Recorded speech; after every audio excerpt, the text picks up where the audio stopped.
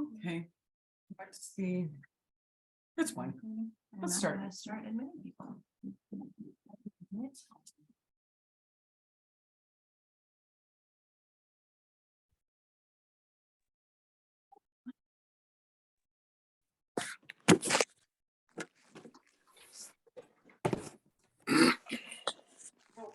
Okay. Do it. Might work better. Oh. You got Sam? Hello, everyone joining in right now.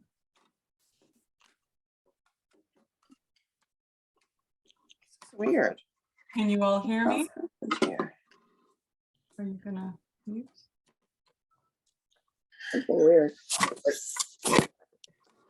Well, it wasn't. There was something wonky with it. Here, hold on for a second. Let me see if I can fix it. You can.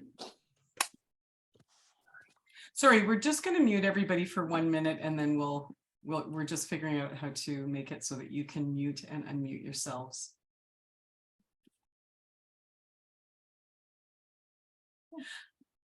Hello. Hey, Brian. Awesome. I thought when Brian registered, I thought it was actually going to be Daphne, but it's actually Brian. Awesome. Okay, you can hear me. Brian, could you do me a favor and try unmuting yourself to say, oh, Daphne is there too. If you okay, perfect. Okay. So this is hello everyone. We are still waiting for probably another 10 people, but just because it's a larger group, we're going to keep you all muted. And then if you want to ask a question, you can do one of two things. You can either put your question in the chat, and I've got it like large on my screen here, so I should be able to just conversationally talk through whatever question you have. But also, if you want to put up if you want to have a conversation about something, you can just unmute yourself. So we should be able to, work with that either way. So, yeah, okay. So for those of you who are here, maybe just quick show of hands, how many are planning on actually making bread right now, right as we go? Okay, so a few people are ready to do it. Okay, awesome. So how come I only can see some people? Okay, I'm not sure if I'm going to be able to see. Oh, because that'll switch me out. Sorry, technical. Oh, can you just at least pull the little thing down and I can see maybe a few more? Well, you will pop up. Yeah, okay. I'm sorry I can't see everybody. At least we haven't figured it out yet, quite yet. The joys of Zoom. I didn't get the recipe. Okay, so I sent a message just with the ingredients, but we are going to post the recipe as I have written it up. We're having a little bit of Zoom chaos here. It's okay.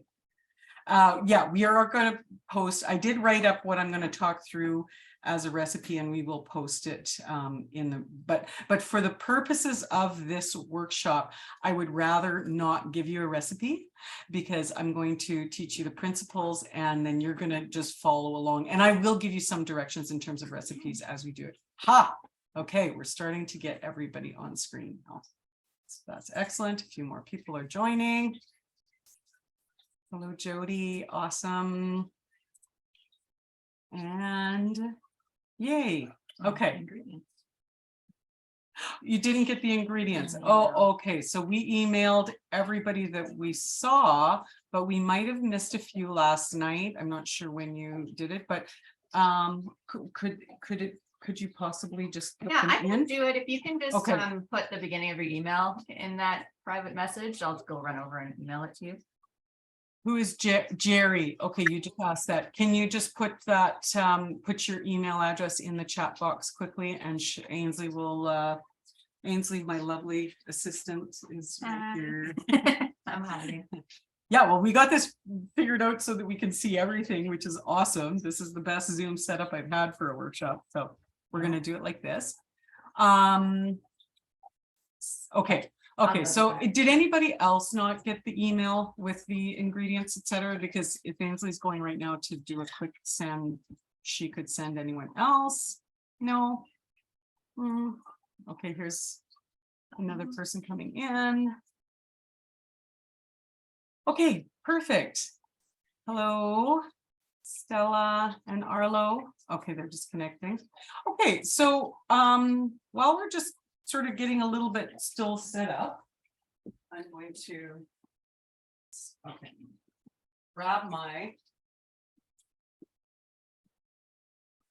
just pardon me, it's a bad with my bad hand. Yeah, I have one bad. No, it's better. I cut myself, but it's pretty much all good now. Okay, so I think we are going to start. So today I'm going to run you through sort of a fast method of bread making that I guess has become my way of making bread after many, many years of trying all kinds of different recipes. And so from this sort of base line bread that you can make anytime, you can then learn how to explore all kinds of different things that you can add to it or different methods. So as we go through, and you'll see when my recipe does eventually get up there, it's more like a map. It's sort of like, okay, you have to start with this, you have to have these couple things, but then you can take this route, or then you can take that route. So there's like a lot of different ways you can make your bread. And I'm sure as you're sitting here, you can probably, if anybody is thinking about a bread right now, unmute yourself and tell me what the bread style is that you are thinking about that you want to be able to make. If anybody is wanting to. Does anybody have a bread they want to make that they're thinking about?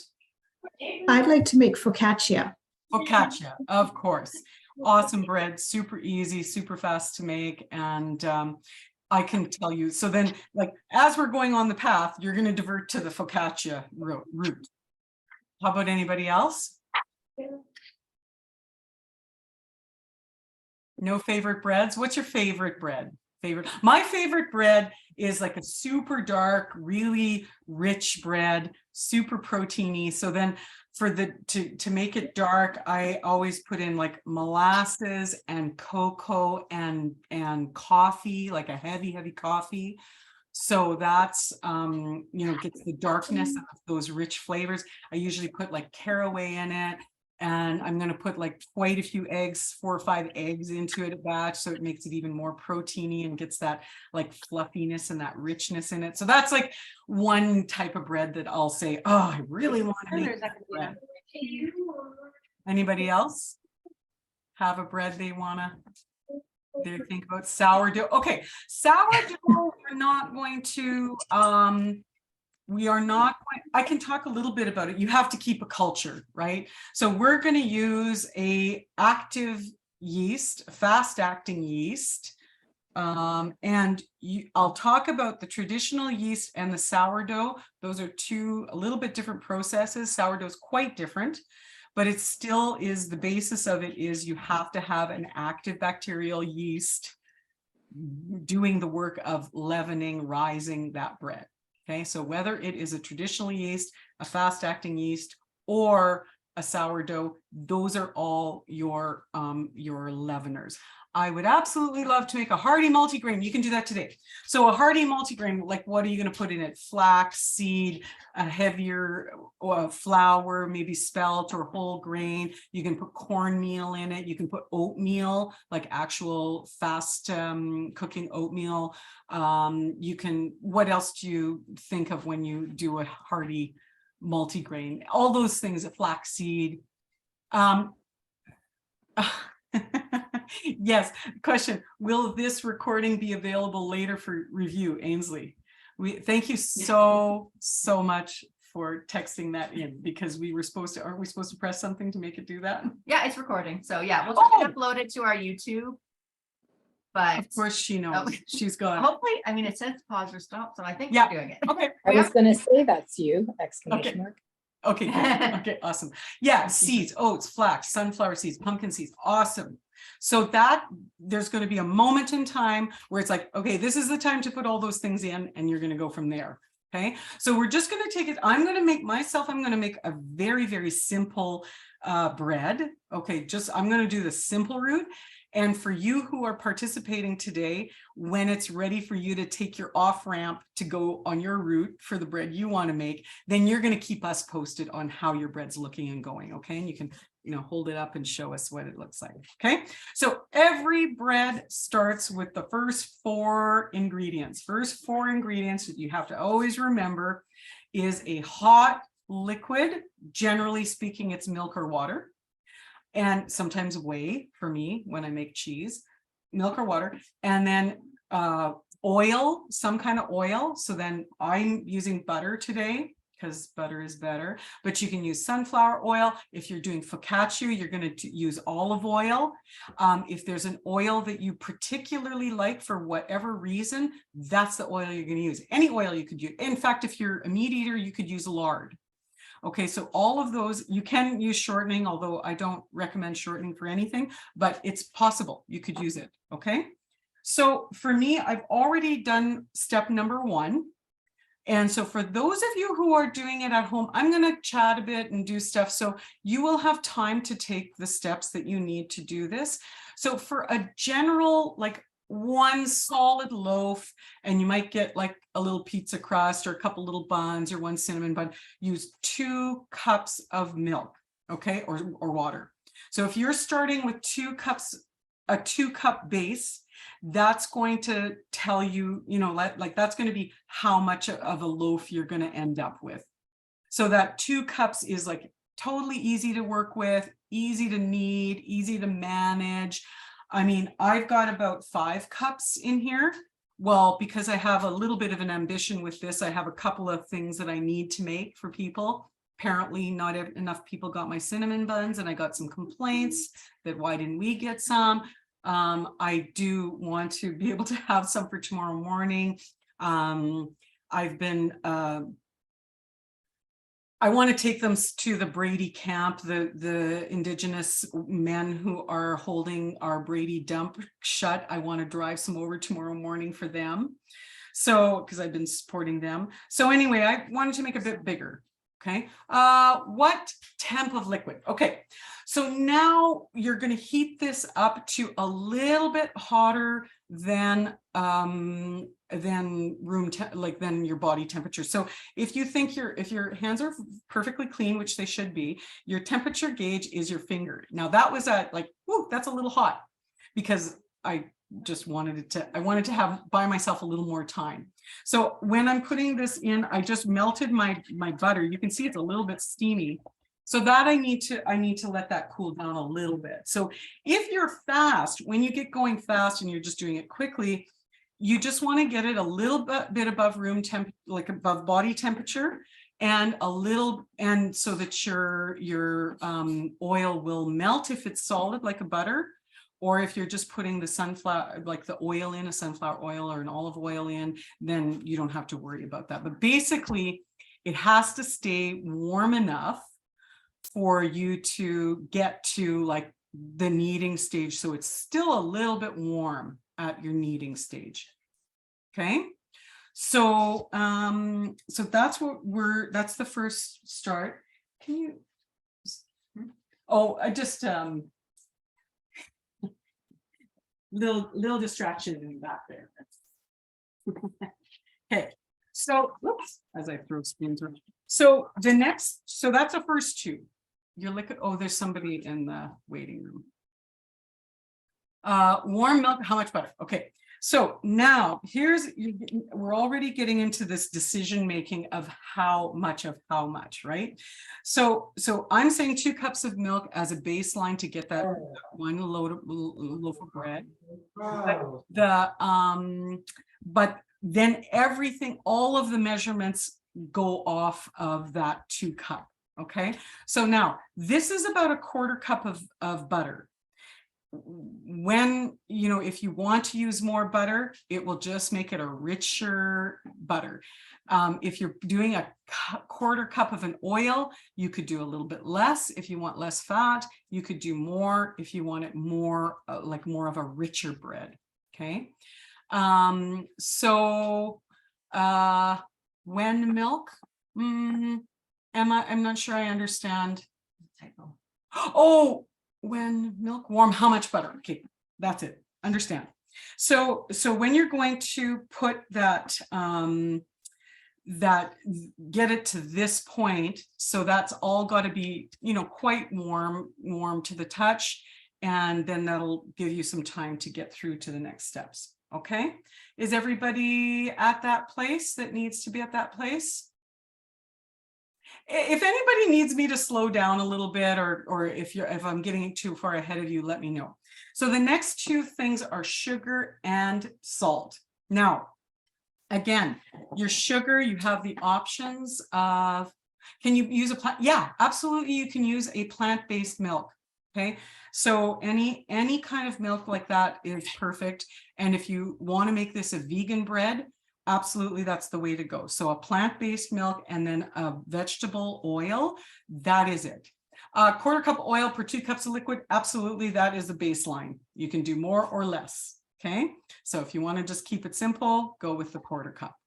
Okay, so now we're going to put about a teaspoon and a half, a largish teaspoon of salt, and an even larger teaspoon of, I'm going to choose to use brown sugar because I'm going to make mainly cinnamon buns out of this. So heaping tablespoon.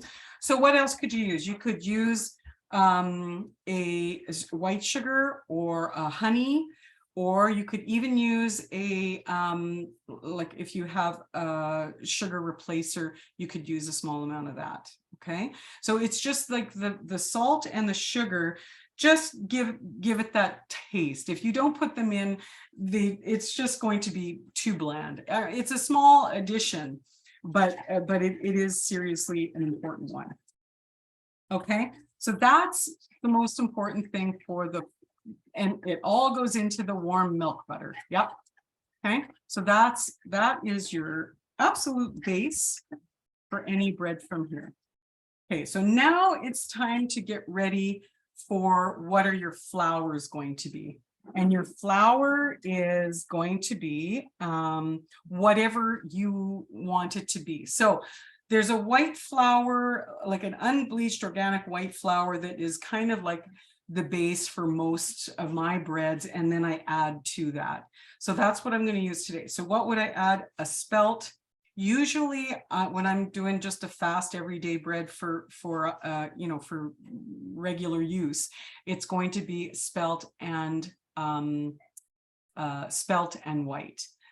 Did that question just come up or something? This all goes, yes. All about questions. Yeah, okay. That's all of those are good. Okay, so what we're looking at is what else could we put in. So the direction that we're going to go. So the person, I can't remember who said it, who wants focaccia bread, you're going to put a little bit more olive oil than the quarter cup. Okay, because you know how focaccia bread is quite oily, and that also comes in how you bake it. But you're going to put, like, I would say about a half a cup of olive oil in at this time. Okay. So for the people who are going to add other kinds of things into their bread, this is also a really nice time right now to add your grains. So if you have grains and seeds, so if you have whole seeds, how much sugar? Big heaping spoonful. Okay. Salt, you want to measure it. You don't want too much salt. Okay, so salt, if you're measuring it like really hardcore, it'd be like a teaspoon and a half of salt. Sugar, though, it's like, do you want to go more of a sweet bread? Do you want to go more of a savory bread? That's where you're going to decide your sweet and salt. Yeah, a tablespoon. Yeah. Eighth of a cup. Yeah, you could put a quarter cup of, if you're making cinnamon buns and you want to have that like sweeter dough, you could do up to a quarter cup of sugar. Okay. So now I was just about to say, as your liquid is warm and you're ready to put get more of your different flours and so on in, this is the time to put things like flaxseed that have a bit of a harder shell, or oatmeal. Oatmeal is awesome. If you put it in at this point, it sort of cooks a bit and then you have that nice softer texture. Any of the seeds, if you want to put nuts in. If you want to go for the focaccia root, you know how sometimes they have rosemary in the bread itself. So rosemary, awesome, but it can tend to be like hard, and you don't want to like feel like you're biting into a Christmas tree, right? You want to have it a little bit softer. So if you put it in right now at this stage, then it's going to have more time to soften up, like for the rosemary. Okay, no, I have not added yeast yet. Okay, we're using fast. Is anybody using traditional yeast? I should have asked that. Shout it out. Everybody's using fast acting? Okay, good. That's what I figured. And I put that in the notes. But if you were using traditional yeast, that you have to, what they call proof, right? You have to make sure it's growing in some warm water before you put it in. With the fast acting yeast, we are going to put it in as we're adding the flour and so on.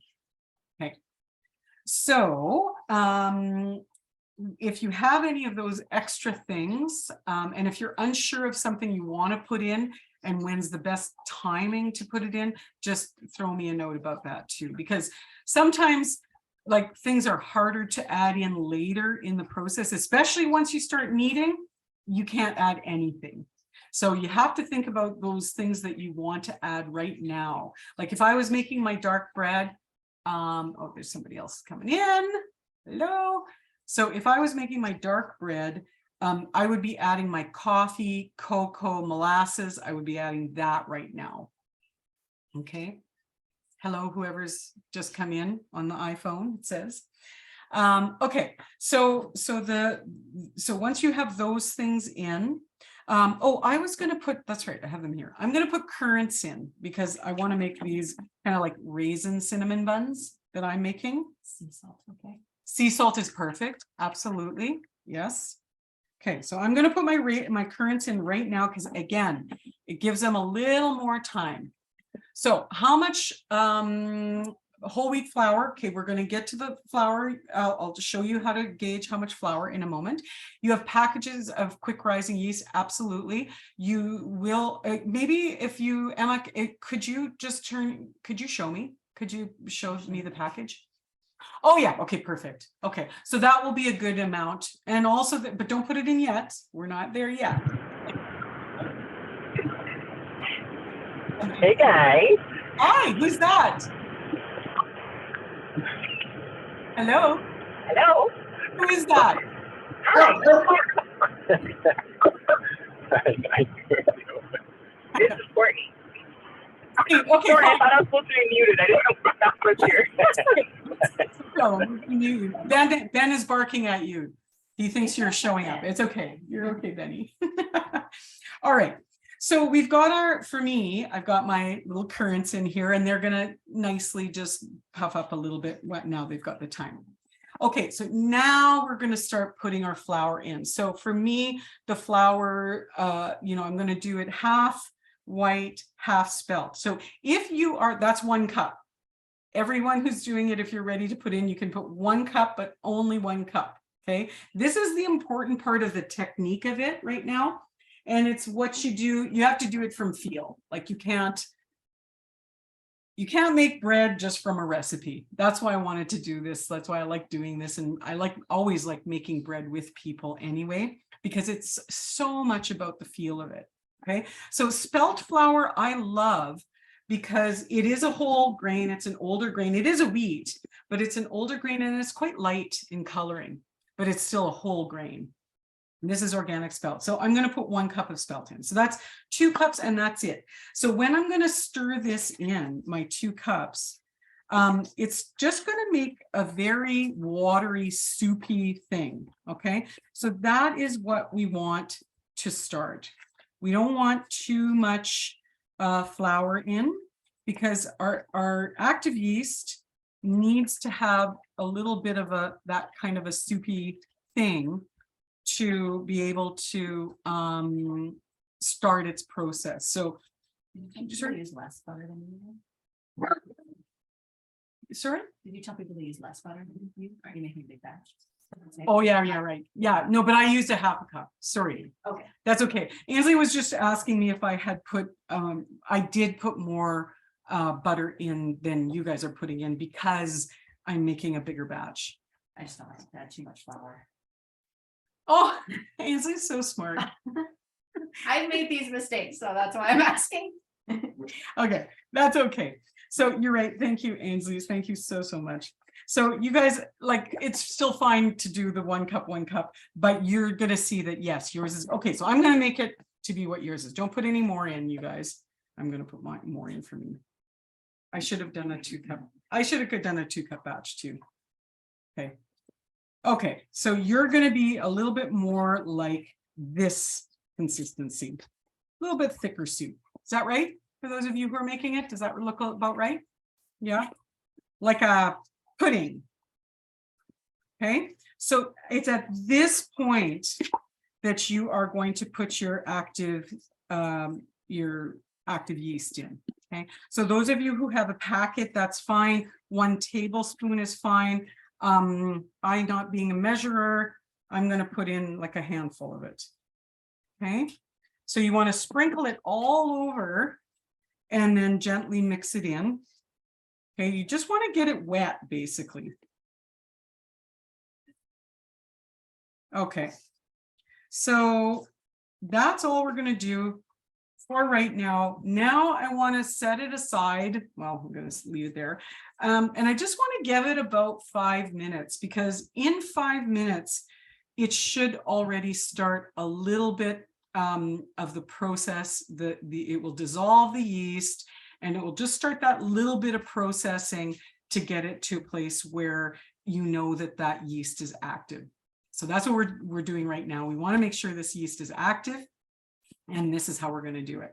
So with that, I thought we could take a little bit of time right now just to say hello to people. And so if you want to maybe unmute yourselves for this next little bit, those of you who are still getting it together, getting all your stuff together, fine. But for the others of you, do you want to just say a quick hello, and if there was anything in particular that brought you to this workshop today?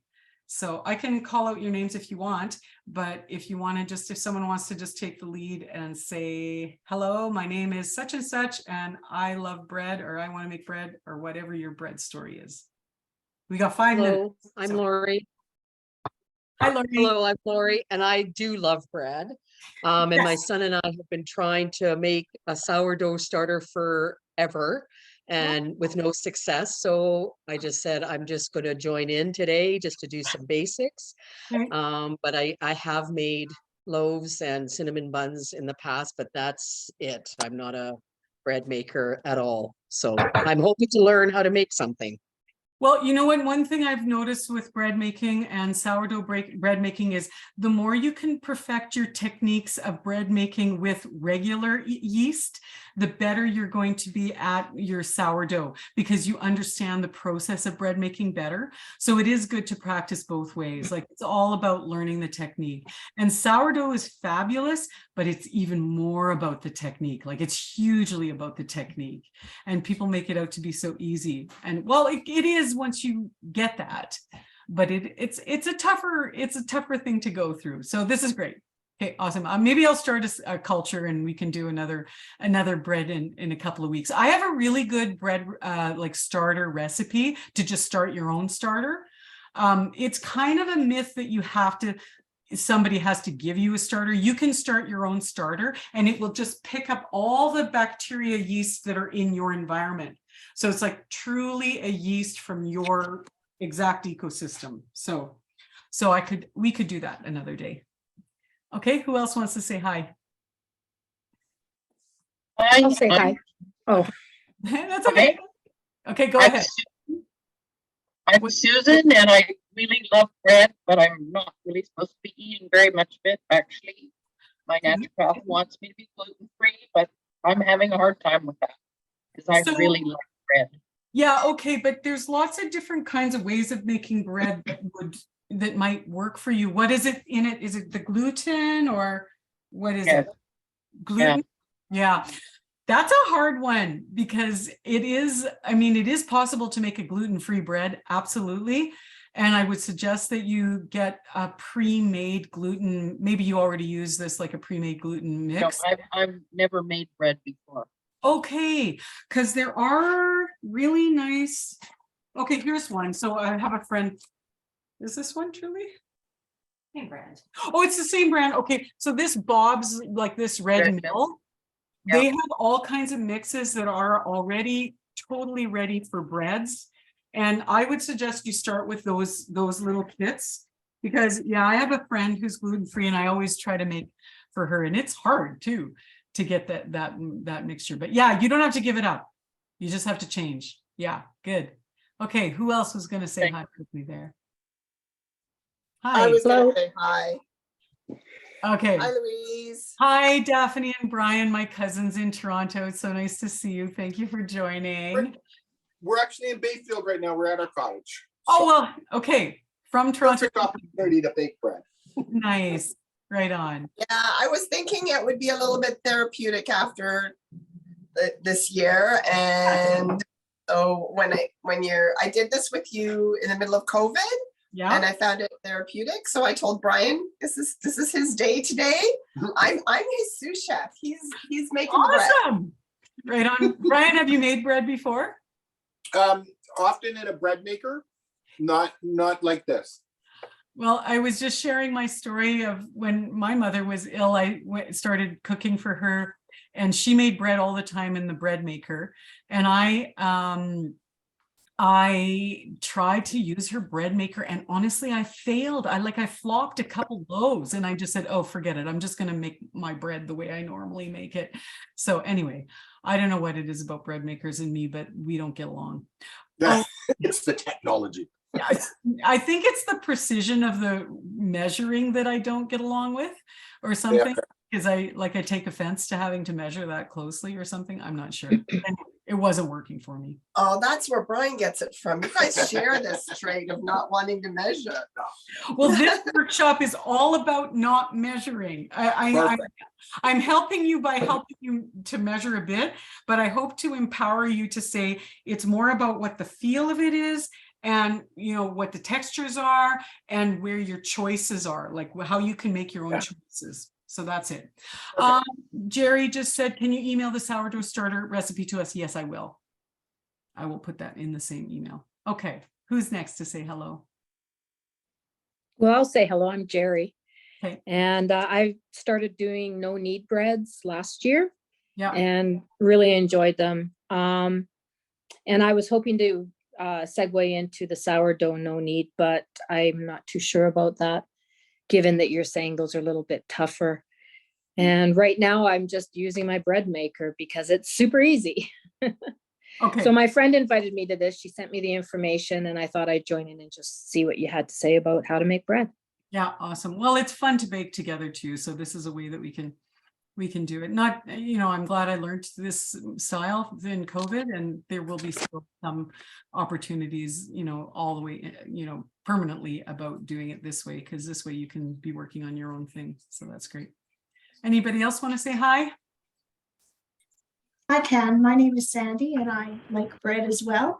And my mom made bread all the time and never passed it on to me. So I would like to make bread.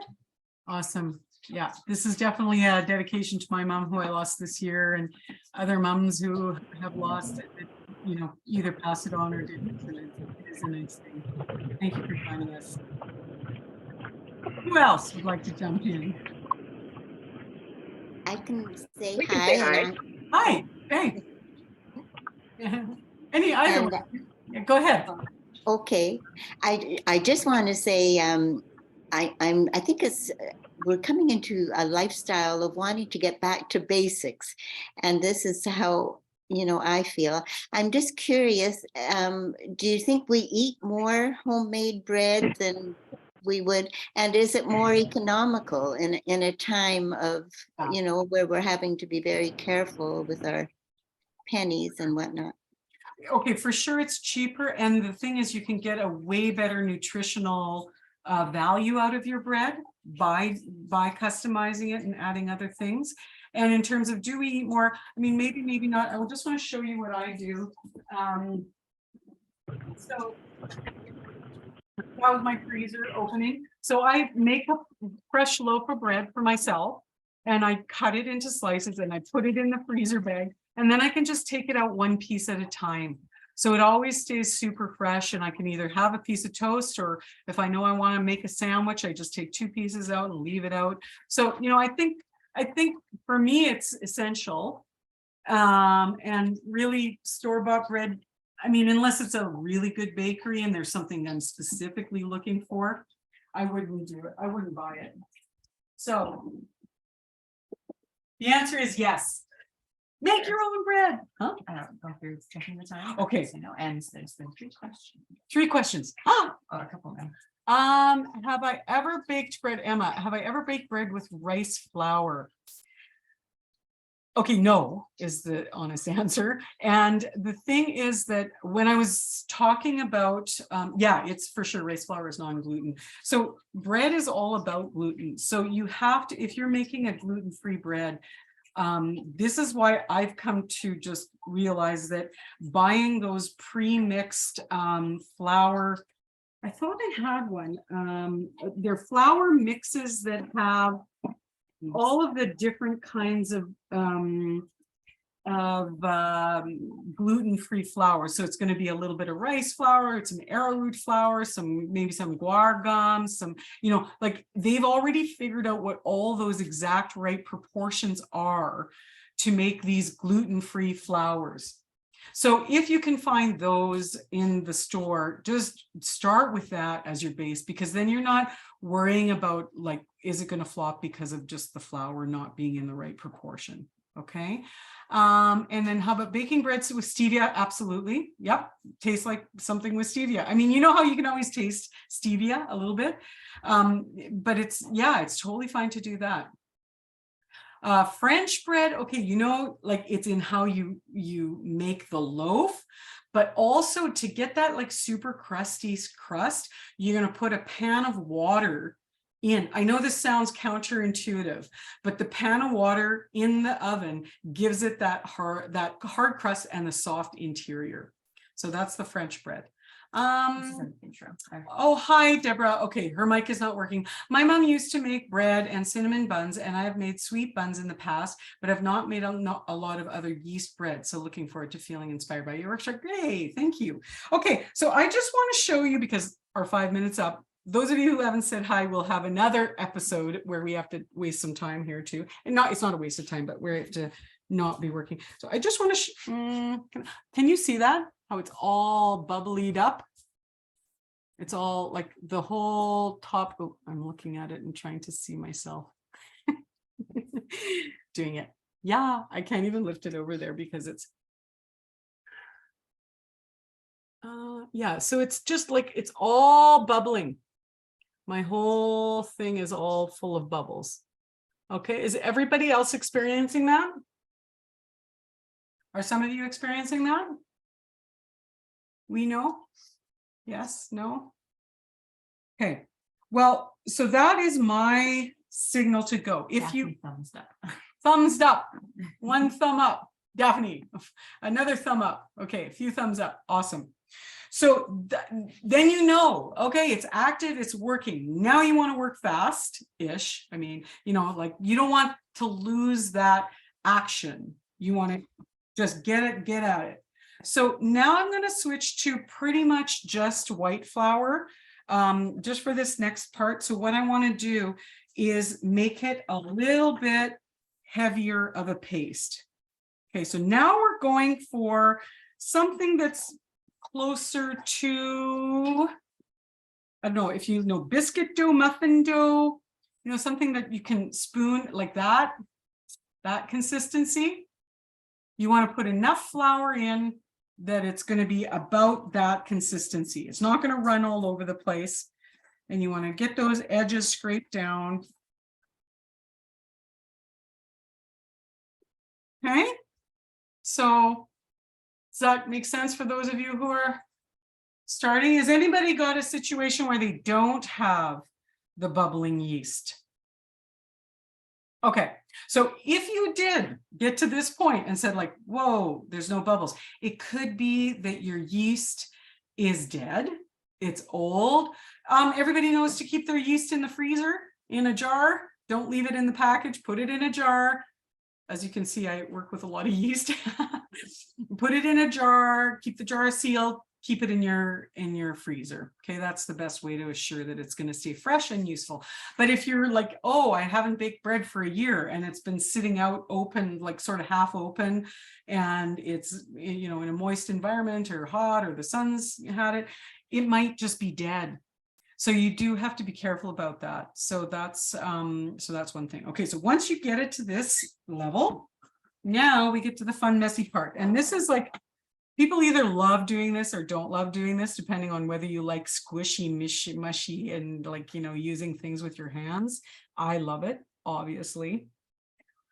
So now I am going to make a well with my, I'm going to make like a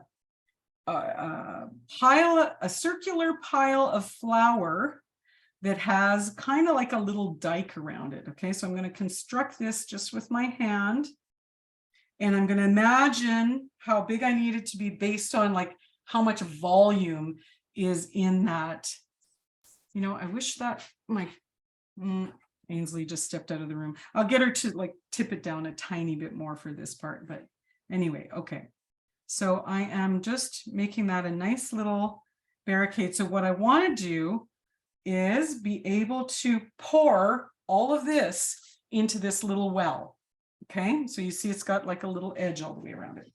Okay, so now I'm going to take my batter as it is, and it's pouring out, like kind of pouring, but yeah, it's also staying together as its own like little lump here.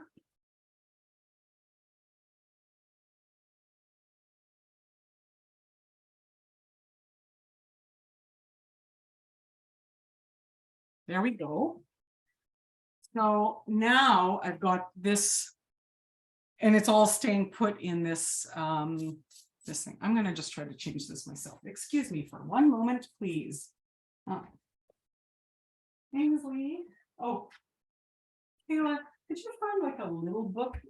I just want it tipped over a tiny bit more there. Thank you. Okay, Kayla's here too.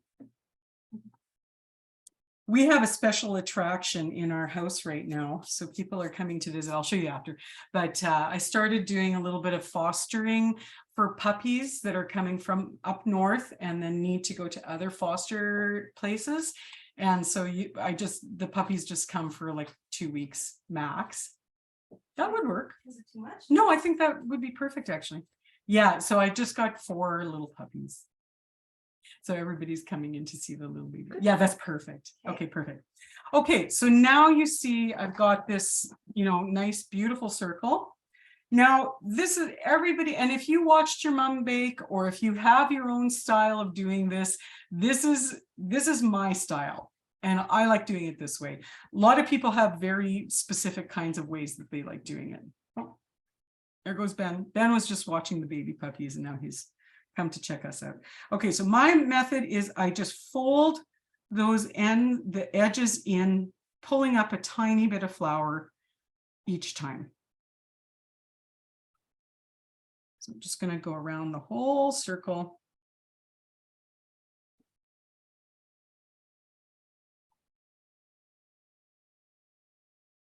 Okay, good. And I'm just like lightly dusting the top. Okay, I don't want to get too much flour on. So this is also where you can go wrong, is kneading it too fast, putting too much flour in at one time. We want this whole process to take about 10 minutes. Okay, so we don't want to rush it. If you put too much in too fast, it's going to be like a hard, tough bread. You want it to be light and fluffy. So we're going to just keep folding it over. Yeah, everything's good. Awesome. Thank you. Okay, so I'm going to fold it over again. Like right now, it's just a little bit too liquidy to actually start kneading. So this is kind of like the little pre-kneading phase. Okay, where I'm moving it all into the center, and you can see it's taking a little bit more shape, like it's starting to hold its own a little bit more. And you will see over time, if you keep making bread, guaranteed, you're going to evolve your own particular way of doing this part because everybody, you know, likes to do it differently. So as you can see, it's like almost a ball because I'm just moving that little bit more flour in each time. And as soon as it gets to feel like it's strong enough, as in it's not like fully flopping over, then I'm going to leave it. So it's almost there. Can you see I can almost keep it together, right? I can almost move it in a circle. So now I'm going to start my little bit of folding, which is just, again, like a little bit of a precursor to kneading, is this kind of folding. Now I'm not worrying about it flowing around. It is staying in its own shape. Okay.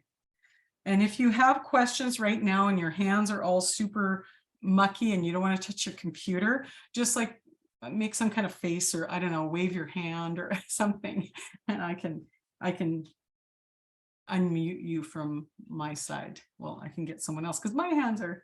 So also, you don't want your hands to actually be too mucky. So every once in a while in the early stage, I just rub my hands and you can see like it all comes off, and then you're almost, I mean, not clean, but I don't have sticky fingers anymore. Okay, so now I can start again, almost kneading, like I'm almost folding the whole thing over.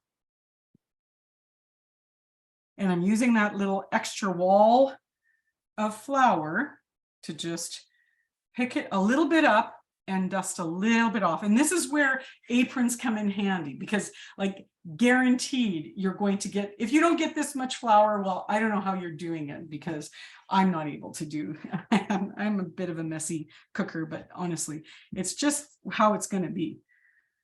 So now we're going to, okay, so that was my first actual kneading move. So again, everyone who becomes a baker of bread develops their own particular style of kneading. For me, my style is I fold half of it towards me, and then I push it out with the palm of my hand with the other hand on it. Okay, that's my move number one. Move number two is rotate it a quarter turn. That's what kneading is for me. And I just do it more and more and more. And now I don't want it to get too sticky. If it's getting too sticky, you need to put a little bit more flour on. But but I want it to stay kind of long and soft. And then I'm going to fold it again. Turn it again. Put a little more flour on it again. Now, and again, this kind of time while you're doing it like this, you do not want to put too much flour in there. Okay, so see, it got a little bit sticky. So I just want to deal with the stickiness parts. Okay, I don't want to have to do too much more than that. Okay, so now I'm watching myself knead, which is funny. Okay, so now I'm going to pick up the speed a little bit. Just that, boom, quarter turn, boom, quarter turn. I want it to stay soft, and I only want to put flour in when I feel that, okay, there's a little bit of stickiness. I'm going to put a little bit more in. Okay. Boom. All right. How's everybody doing? I'm seeing some motion, some upper body movement. So this part I always say is a meditation, because now that you get it going, really now is when you should start your clock at about the 10-minute mark. Okay, so we need to knead for about 10 minutes. So to be able to knead that long, this is where you are breaking down the gluten also. So by doing this action, and the longer you can knead, the less gluten you will have in it, because it just breaks it down. I'm not sure how. I wish I knew. Maybe I'll have to look that up.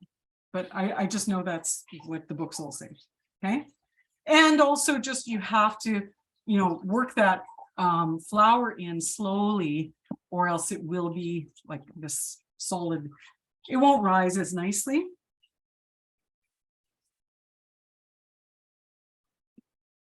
So, and this should be a little, you should start feeling a little bit of a workout. For me, it's like with your loaf will be smaller than mine, so it won't be as hard to knead. Sometimes when I make a big batch, I'm like, okay, this is definitely an upper body cardio workout.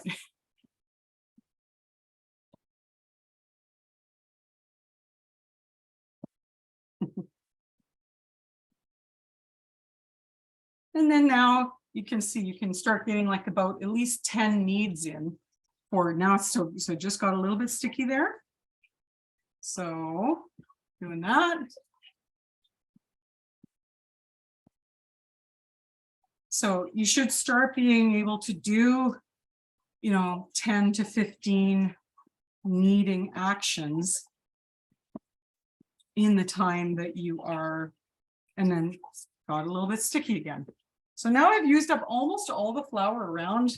Okay, I have a little pile here. And I'm going to have to pull a little bit more in.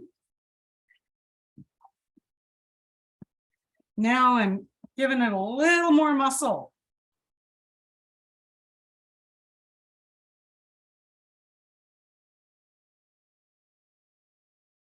And my breathing's going a little bit harder.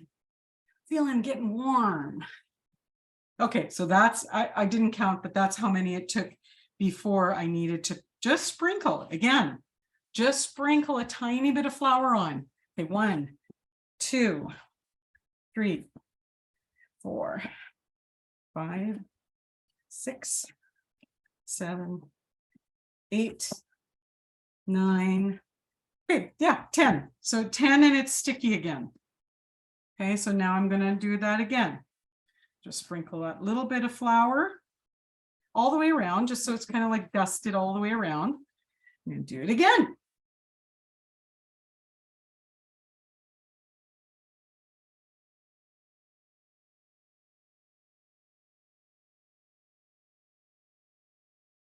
Yeah, about 10. Okay, now it's sticky again. So now I want to do that as many times as possible while it stays soft. So like it's still pretty, it's still pretty pliable, but I can feel that it's still super sticky on the inside. Okay, there's a couple questions here.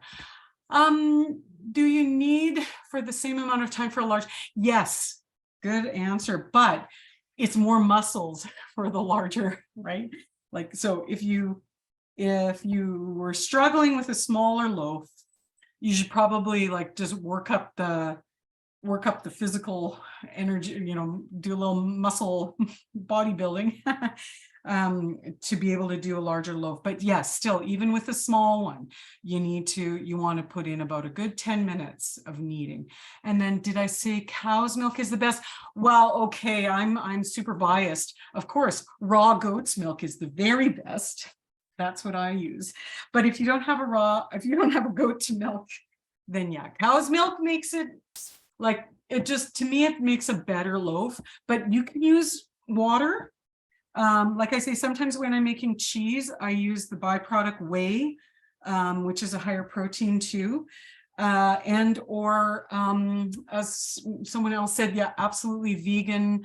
You can use vegan milks if you want to have a vegan bread.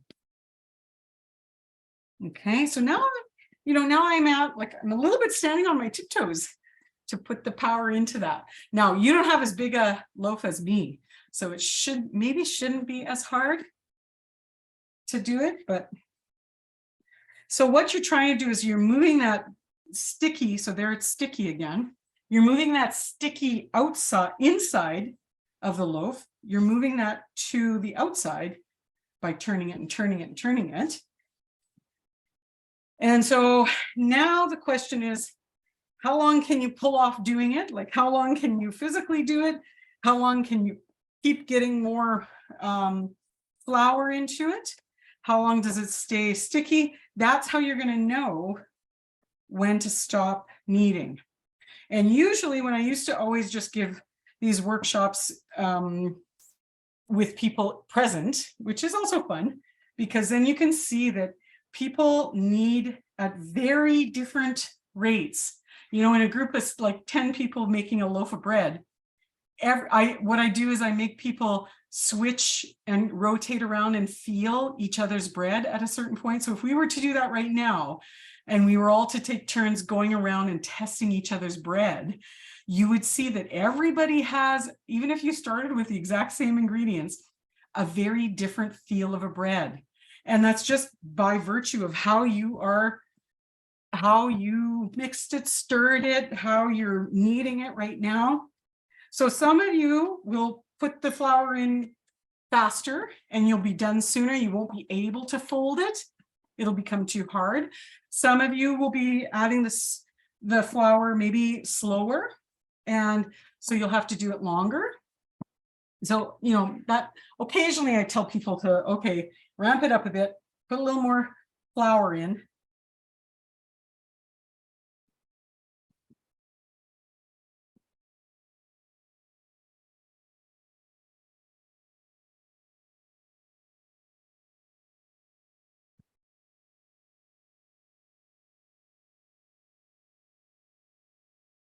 I'm almost at the end of mine.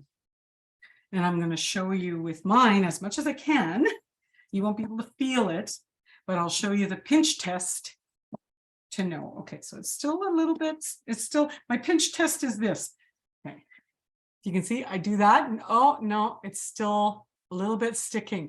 You should be able to, at the end of your 10 needs, you should be able to pinch it and not have that. Okay, bye, Stephanie. Thanks for joining.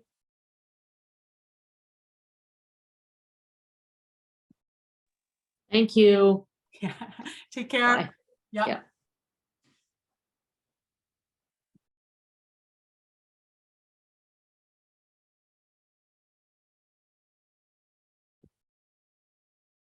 All good.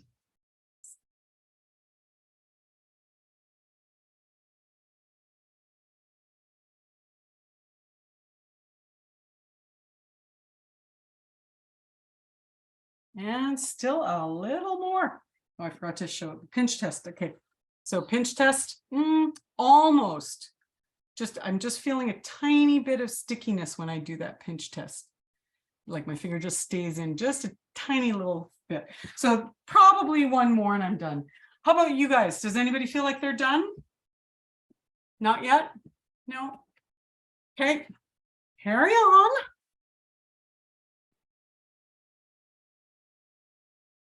It's fun and weirdly mesmerizing that we're all kneading at the same time. Those of us who are all in different places.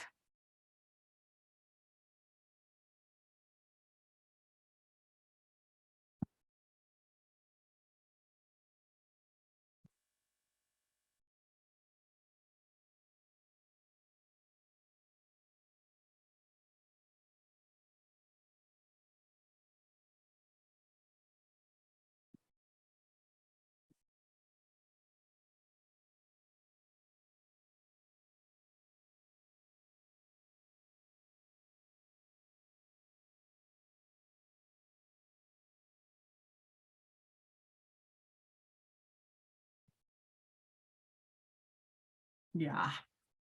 Okay, this feels good.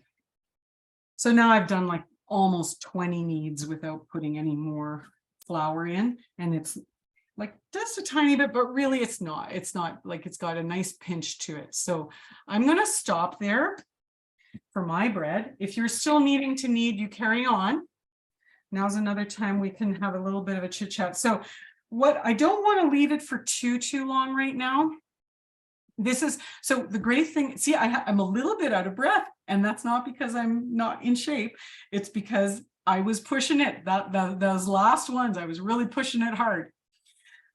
So the wonderful thing about fast acting yeast, if you were using traditional yeast, you would have to sit this bread for about an hour and a half right now and let it completely rise up again and then punch it down. Don't have to do that with this kind of fast acting yeast. And if you're doing sourdough bread, you would be letting it rise for like 6 or 8 hours. Okay, so you do it, make your bread and knead it in the morning, leave it in a warm spot for the whole day, and then bake it, slow bake it at night in the evening. So for this, we're just gonna let it, same kind of thing that we did when we first put it into the liquidy part. We're just gonna let it rise a little bit just to get it going.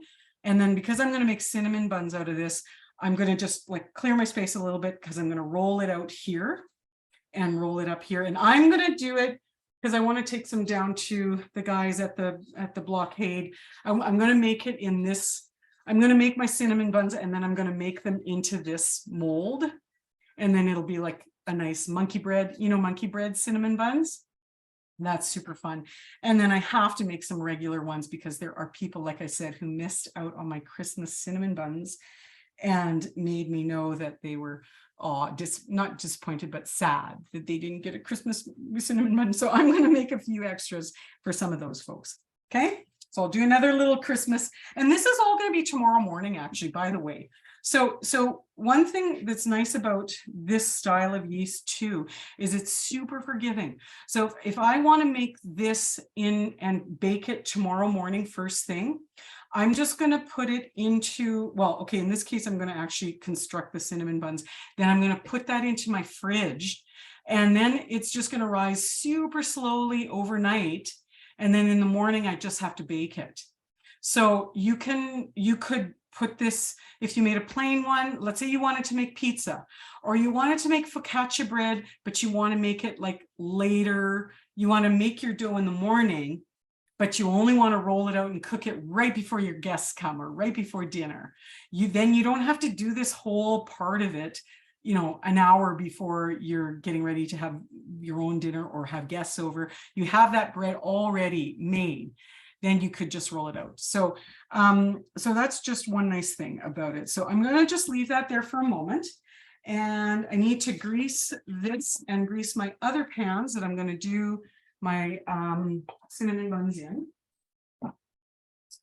So I'll do that. And while I'm greasing, maybe a few others of you could say hi. And also, if you want to talk about, oh, here's a question.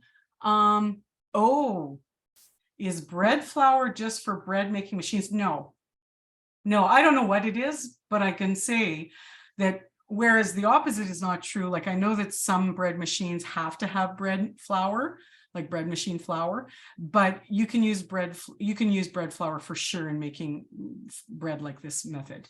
And how long can you leave it in the fridge? Up to several days. Several days might be a bit too long. Like, I don't know if you notice some places, Denardi's and here in Winnipeg, some of the like more specialty grocery stores sell pizza dough in bags that's already at this stage. It's basically at this stage, you just take it home and roll it out in that. And they say on theirs that you can leave theirs up for 3 days. I just find it starts to get a little bit dry. And also you start losing the power of the yeast. So I would say 2 days.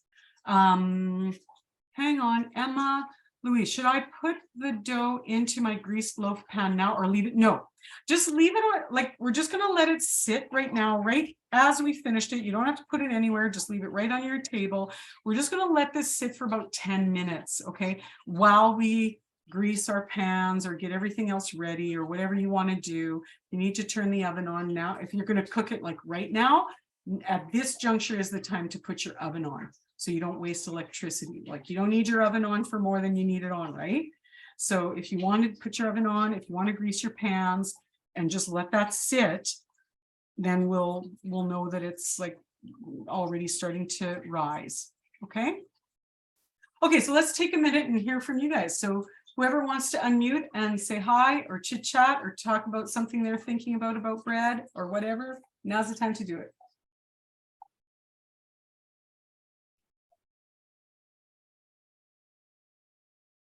I'm sure someone must, or are your hands all... Okay, Susan again. Hi, Susan. I think I could make gluten-free bread in a bread machine. Do I think you could make what bread? Gluten-free bread. Oh yeah, no, I saw that in my mom's bread machine. Like in her bread machine recipe book, they had a couple of different gluten-free recipes.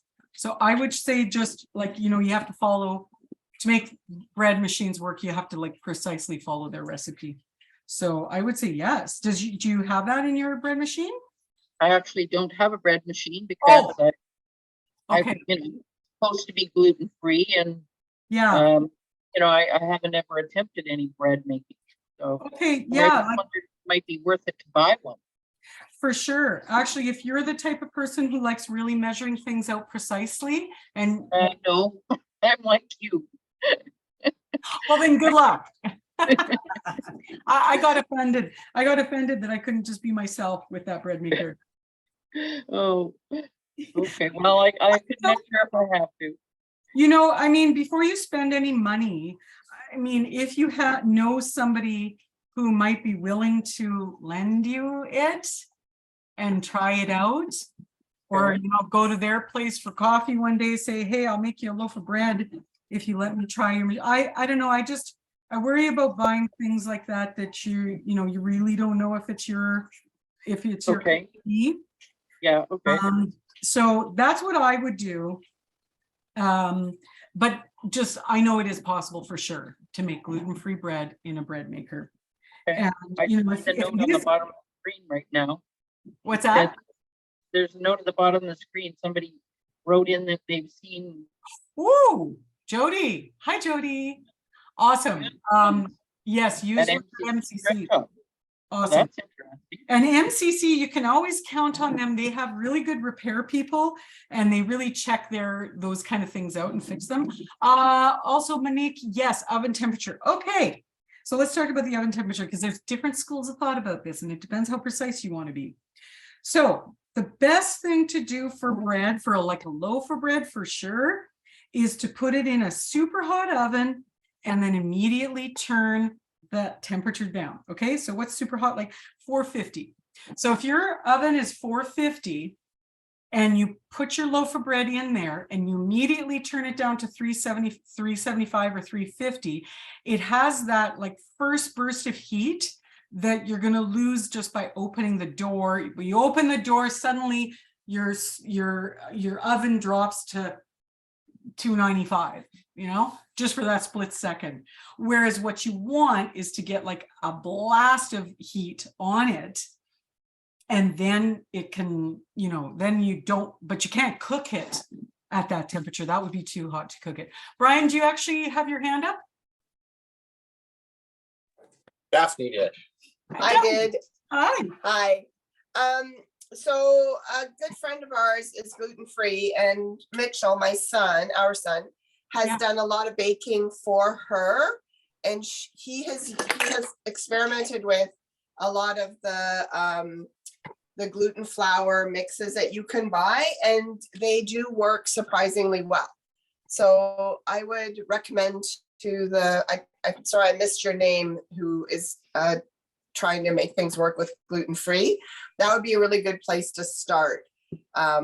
Like Louise was showing you the one company that has the mixes. But if you go, I know here in Ontario, there are a variety of companies that are making gluten-free flours, and then they specify these are good for baking cookies and these are good for baked bread. And Nice.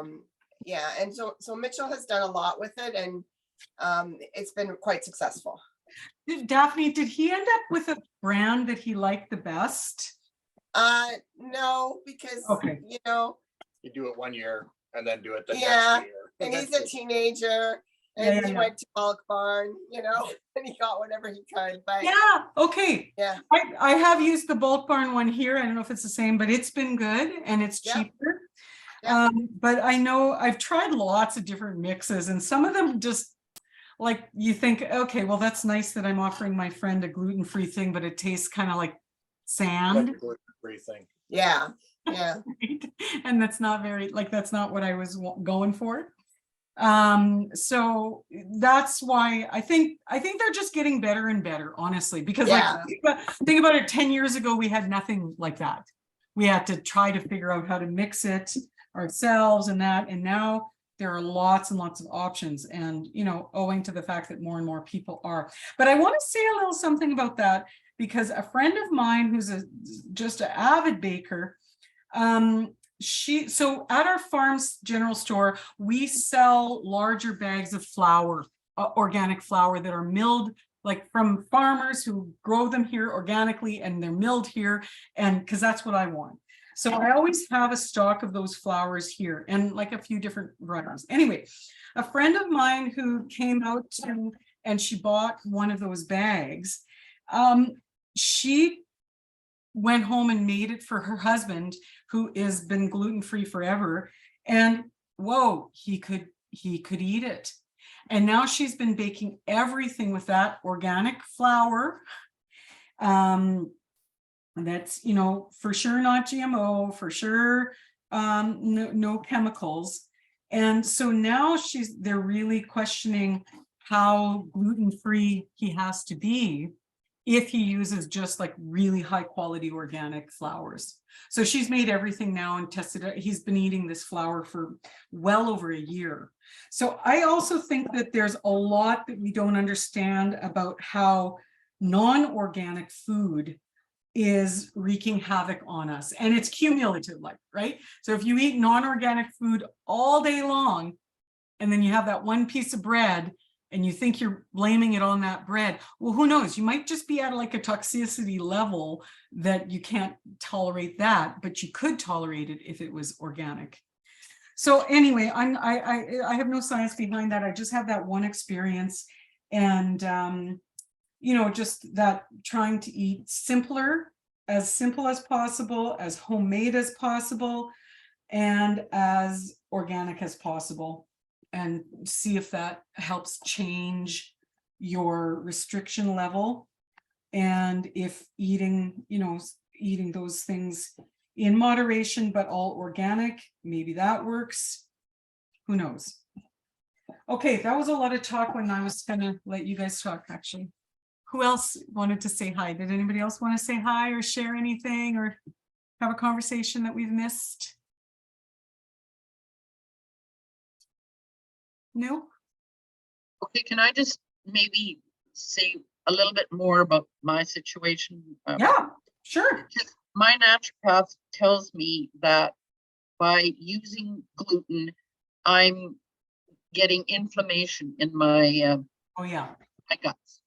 Okay. And he's saying the gluten is so gooey that it takes a very long time to get it out of there. Like he'll say, if I ate some gluten, it's going to take 3 to 7 days for it to leave my body. So in that time, it's causing inflammation.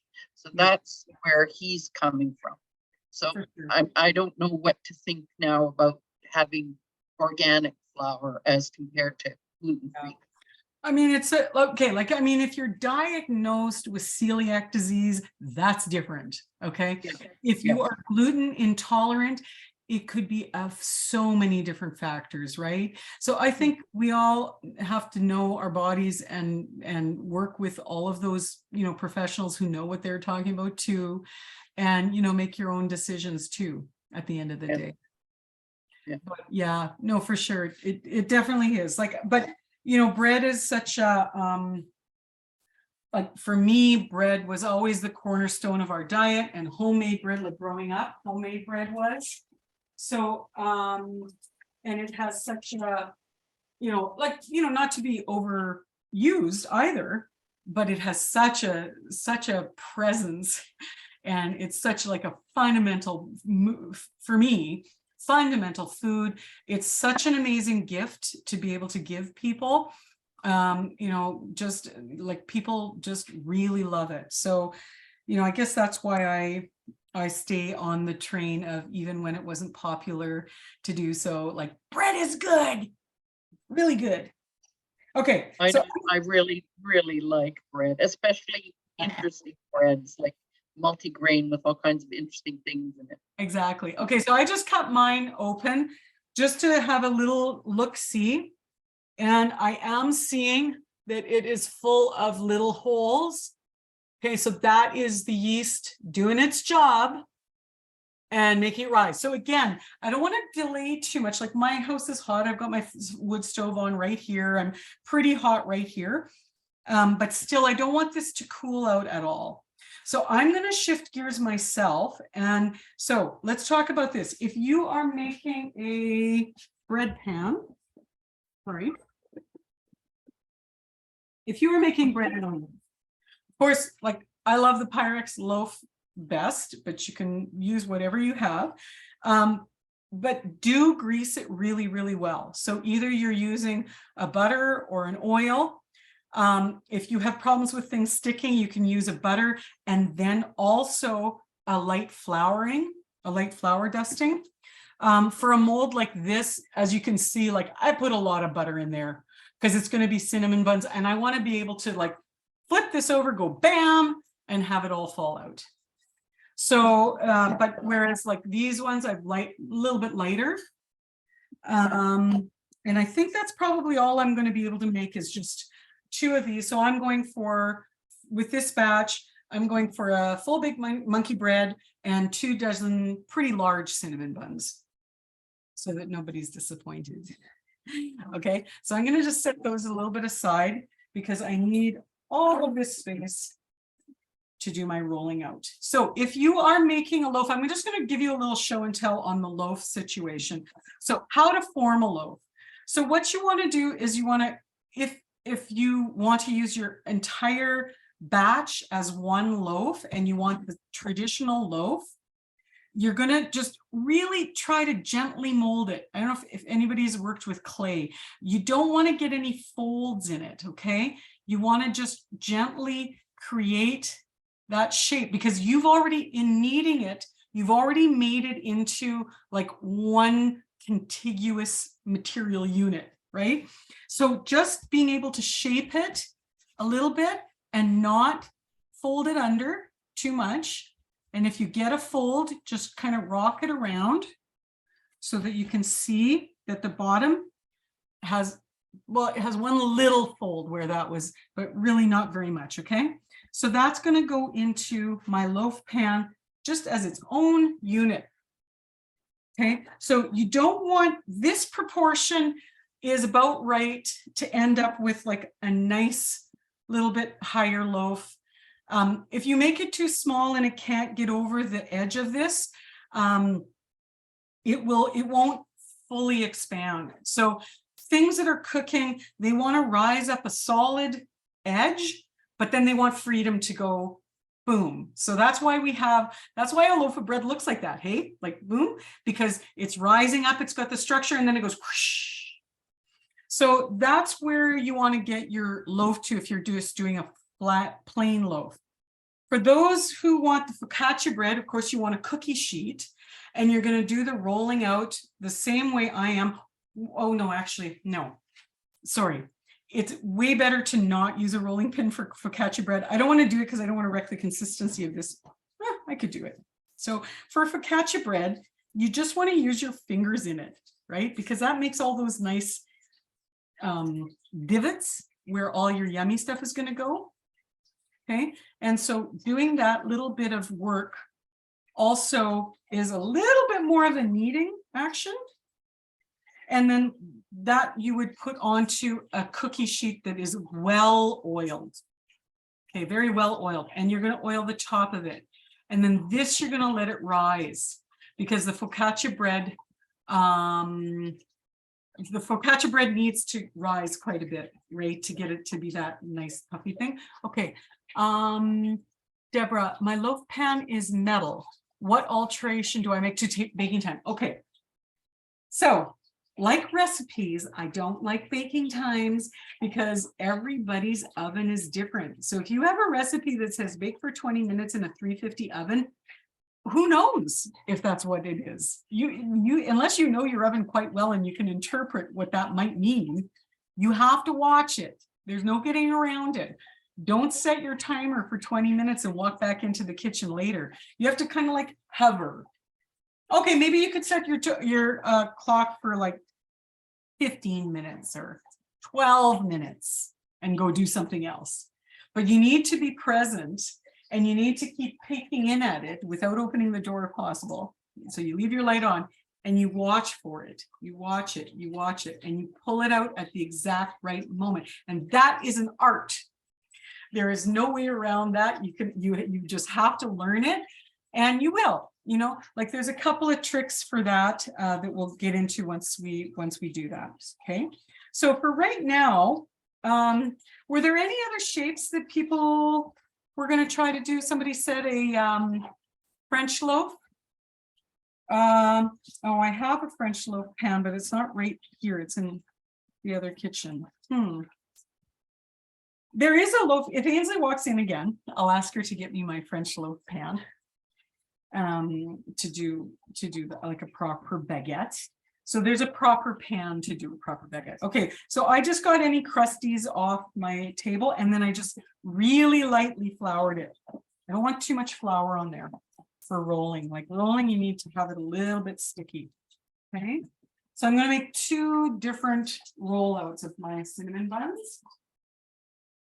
And where did I? There's okay. So for me, I always start in the middle and roll out, roll out, roll out, and roll out.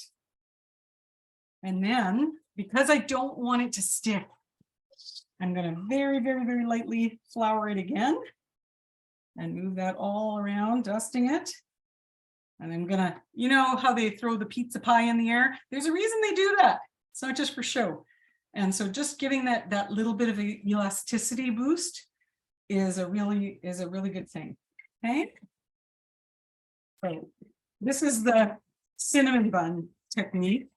What's everybody else making? Those who are cooking, who are on it right now, what are you going to make?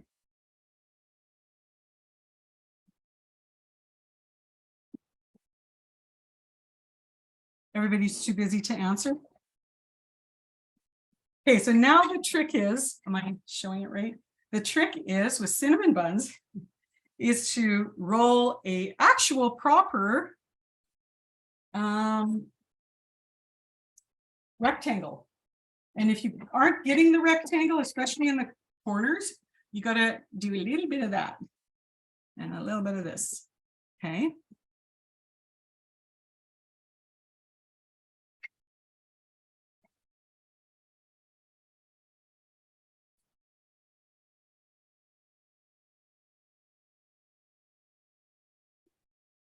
So now with cinnamon buns too, you can decide, you know how some cinnamon buns have like just one swirl and it's kind of thick, or some have like tons of swirls. You're now deciding that right now. How thin you're rolling it out will decide if you're making a very thick one. Okay. Can you do an artisan loaf? Absolutely. So an artisan, I don't even know what you mean by an artisan loaf. I just have an imagination. Jerry, if you want to unmute yourself and give us a description of what you're trying to get to, I can help you better. Yeah, I just mean like a free round loaf. Yeah. It's kind of done on a flat pan or in Yeah. a Dutch oven. Yeah, absolutely. So then you're just going to want to grease whatever the pan is that you're on. And then you just want to make a nice round shape.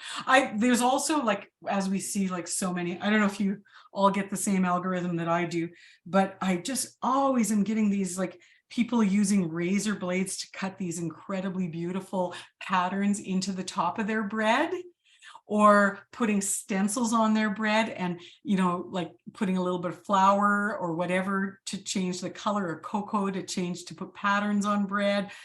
I don't know, I'm always looking at those things. So that's like part of the artisan family, is like making your bread a piece of art. And I have done that many, many times. I'll tell you my favorite ones. I've done it a couple times where, as a long standing vegetarian, I get invited to a pig roast. And like, I feel like I have to say yes if I'm in that situation. I make like a huge bread in the shape of a pig. And I like put an apple in its mouth, and then I put like a stuffing inside it and do the whole thing. So that's my running joke.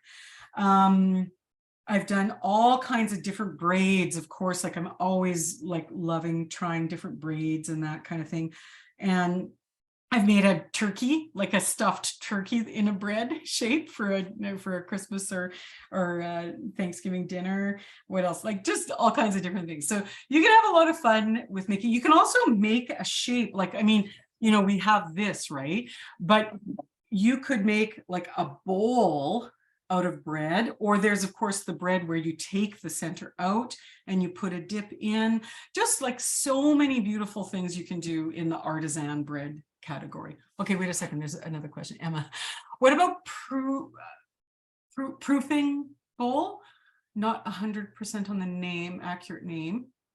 Can you unmute for a second, Emma? I just want to get to the bottom of. Okay, like, okay, for me, like, tell me about what you can unmute. Oh, okay, fine. Okay, so for me, a proofing is rising. Okay, so like, are you wanting to bake in that bowl? No. No, so like, I'm not sure at what point I would use this. Do I just put it in here to rise? Okay. Yeah. I get it. I get it. Okay, so proofing really is connected to using that traditional yeast where you have to let it rise for an hour and a half or whatever. I mean, you could let this rise a bit, but the fast acting yeast, it doesn't last that long. That's why it's fast acting, right? So you do kind of have to like keep things rolling with it. So we don't really proof the bread. So you have a beautiful proofing bowl there, and you're probably not going to use it in this style. But okay, I'm going to say a word about traditional yeast, okay? Because that is the yeast that I grew up learning, and I still use it. I can't use it for a workshop like this, or I haven't figured out how to, because, and most people want to use fast acting. But honestly, a traditional yeast bread is better. It just tastes better, okay? So I don't know if you want to try using that, and then you can use your proofing bowl. Okay, so I'm just now taking a big chunk of soft butter. Some people melt it. I just kind of like work it into the whole top of my cinnamon bun, just so it's going to be kind of like randomly buttered throughout. That butter is going to melt, and it's going to just kind of bubble up through the whole thing. So you don't have to be very painstaking about this part of it, okay? You can just put it on.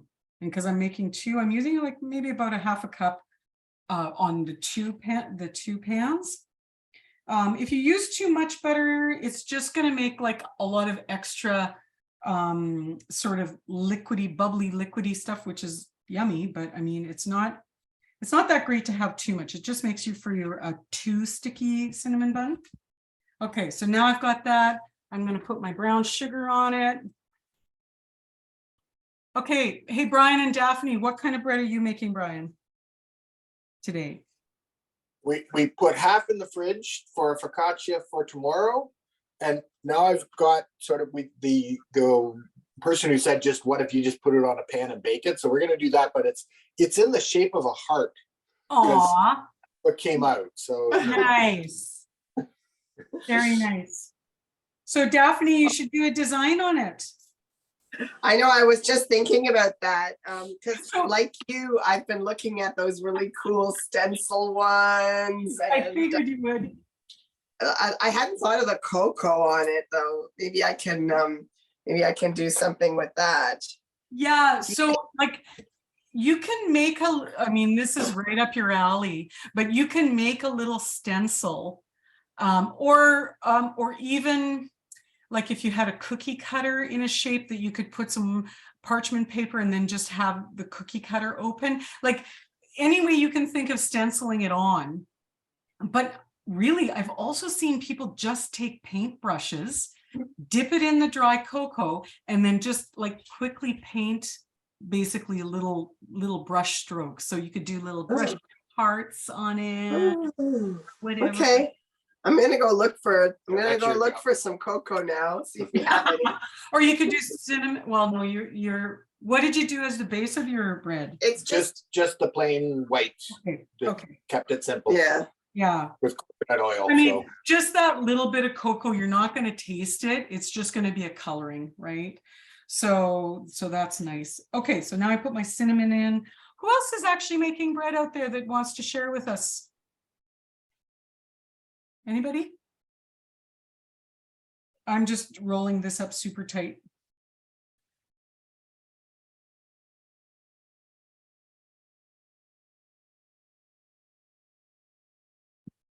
Okay. And I made my corners, oops, let's block it. I made my corners as basically as cornery as I could. But now also when it's like, when it's in the little snake, now you can also kind of shape it a bit more. So I'm gonna just, and I don't like it. You can go in and pinch this up, but you don't really have to. If you are careful in how you move it, you can just leave it like this. Okay, so now this one's going to be for this, and I'm going to take a serrated knife. Okay, so for me, if you're cutting your bread and you use a straight knife, I don't know, maybe you have the right straight knife. I don't. But a serrated knife and like sawing carefully. Because what you don't want to do is squeeze it down, right? So for me, when I'm making these, I'm usually making 12s. Then I just cut it in 4. I just mark it off in 4 and then in 3. And not measuring because, you know, you can more or less eyeball that. If you need to cut half and half, that's fine. And also they don't have to be perfectly exactly the same size, right? Or do they? What kind of person are you? If you need them the exact same size, I know people who take out a ruler and measure. No shame in that. But for me, just more or less, I mean, the thing is that not for this pan here, it's not going to make a whip of difference. For when you're baking them, you know, in the pan where you'd like them to be all the same size, because then they're going to more or less cook all at the same rate. You know, like if you have a little one and then a big one, the big one's going to be sort of raw and the little one's going to be overdone. Okay, so now for my little monkey bread thing here, I'm just going to start around the base, and then I'm going to put them in the sides, and then I'm just going to let them, and then I'm going to put them up on the side.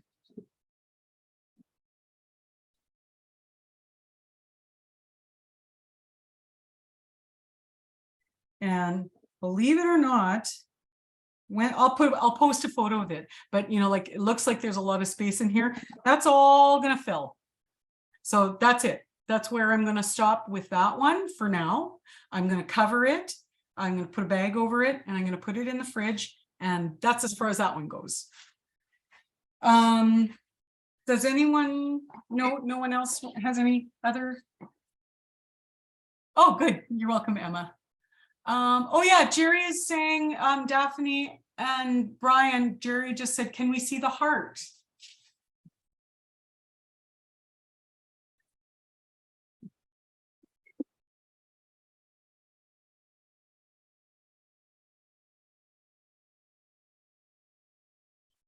Aw, yay, that's beautiful.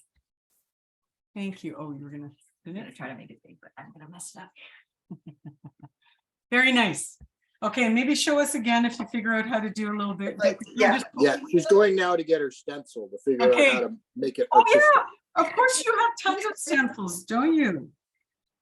Okay, well, if anybody wants to, so this is part of what I'm calling 100 Days of Creativity, which is something I set up for myself to allow myself to have you know, a significant stretch of time this winter to just enjoy the creative practices that I don't always have time for, and to share them in a group, and to, you know, have other people join me and see what everybody wants to do. So I posted a few bread making because, of course, over the holidays, I always, you know, am the bread maker of the family, and or no, I'm not the only bread maker of the family by no means, but I tend to be the one who brings the bread to the family dinners.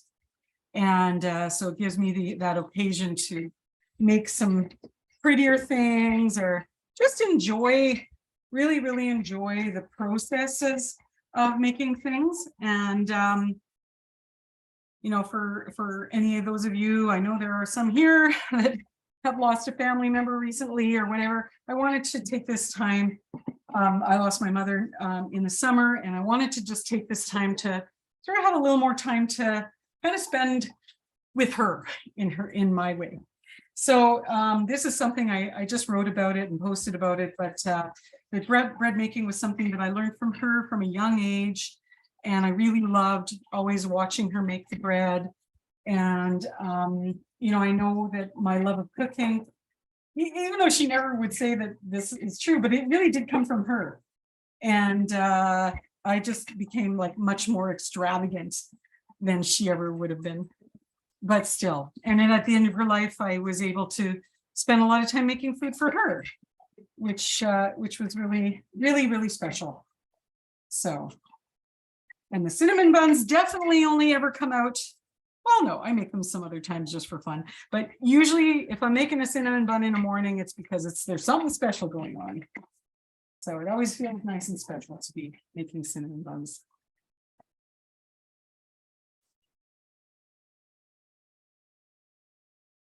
Thank you, Emma, sharing. Yeah, she must have been proud of you. Yeah, I think ultimately she definitely was. Oh, hey, who Emma? I like, how's the barn door going? Okay, well, I don't know. I just finished my kind of sketch number 2 of it, but it's not in color yet. So hopefully today, after this, right away after this, I have it actually just sitting right here on my drafting table, which I'm so happy to be using again. And Daphne, I got myself a nice little spot set up, by the way. I'll do a picture of how I've set up my little area to do this work. But anyway, yeah, so today after this, I've just been looking at quilts, like how they actually, I've never made a quilt. So I'm looking at like how they piece all the pieces together and what that top stitch is. So that's what I'm going to do on it next and put some color into it.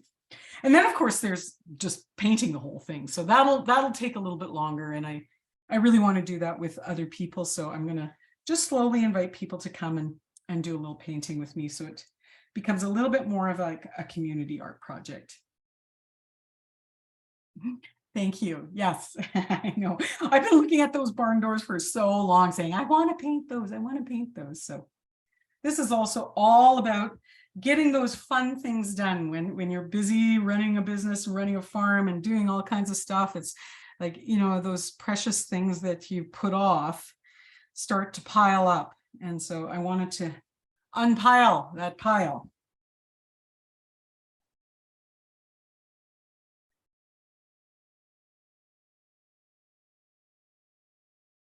Okay, well, this was really good. I'm not sure. I'm going to finish rolling these up. If anybody else wants to stay and chat, I am going to send out that recipe online, the 2 recipes. I'll send the sourdough, the regular recipe of what we just did, and the sourdough starter to everybody who came in for this workshop today. And other than that, I will post my finished products, and hopefully if you all feel like it, you can post yours. I don't know if whenever I'm going to do more of these online, and I will do some live, which, because of course, if we were in a workshop together live, in about half an hour from now, you would be eating a cinnamon bun. So how's that for a bad, like, sorry, I can't quite do that for you. But maybe those of you who made bread, at least you'll be eating your own bread. And those of you who did make bread, I hope that, you know, this was enough to get you a little bit inspired, and that, you know, it's really nice to bake together with everyone. So I'm just going to finish this one up. So as you can see, even with all the talking, that's about an hour and a half we've been together. You know, it really doesn't take that long. If I wasn't talking when I'm just doing, you know, a quick load for myself, 15 minutes max. So when you think of that in terms of, you know, that question of like, is it going to be economical or is it worth it? Absolutely. Like, there's no way that you could get that good of a product for that much money, for like the money of the materials, and then have it. And then, you know, eat it not sparingly, but, you know, keep it in the freezer, like I said, or give it to someone who it will give a real boost to. And so that's those. Now, these ones, I think I'm going to bake them tomorrow morning too, because maybe one I'll bake today, just because I have someone here who's working today who won't be here tomorrow. So I might bake them so she gets one.